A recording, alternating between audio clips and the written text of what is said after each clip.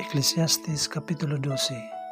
Busa hinumdumi ang imong magpubuhat, samtang batanon pa ikaw, sa dili pa moabot makasubo nga adlaw ug katuigan nga moingon ka, dili ako malipayon sa akong kinabuhi.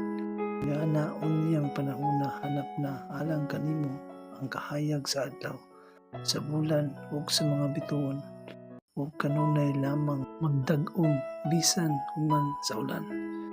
Niadtong panahona ang mga bukton nga nanalipod kanimo mangurog na, ug ang mga tiil mo karon lig-on pa kabsan nag-umoy. Jutay na lang usab ang ipon nga iusap mo sa imong kanon ug mahanap na kaayo ang imong pananaw.